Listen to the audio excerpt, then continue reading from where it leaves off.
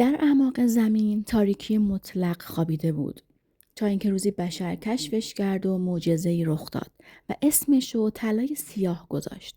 نفت خام سیاه غلیظه، به ظاهر نماد تاریکیه، اما این نفت، این طلای سیاه، خون تپنده تمدن مدرن شد.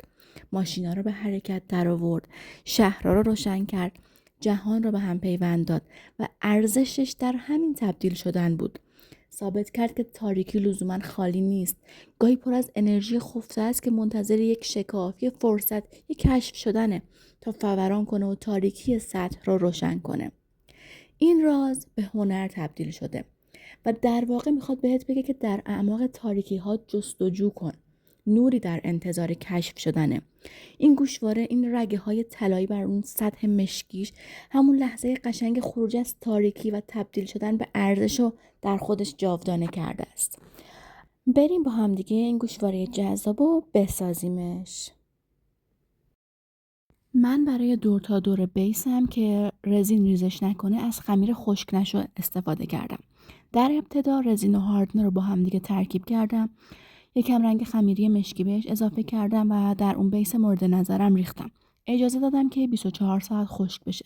بعد از 24 ساعت رزین بیرنگ بهش اضافه کردم و با استفاده از سوزن و پیگمنت طلایی یک سری رگه های طلایی در اون ایجاد کردم و در نهایت حباب گیری میکنم و اجازه دادم که خشک بشه.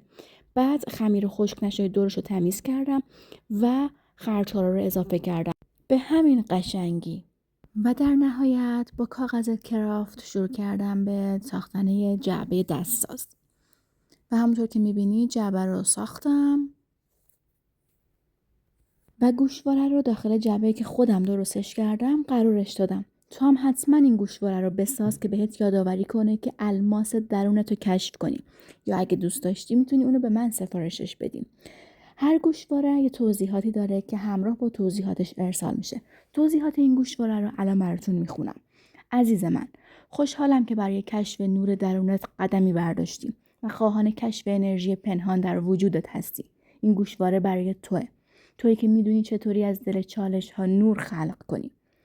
پیام گوشواره میگه از دل سخت ترین شرایط میتونی درخشان ترین نسخه خودت رو خلق کنی. تو هم توانایی های پنهانی داری که منتظر کشف شدن هستن. این اثر نه تنها یک اکسسوری بلکه یک جادو انرژی بخشه که اعتماد به نفس و امید را به مخاطب هدیه میدهد. دوستتون دارم. کیمارز آرت.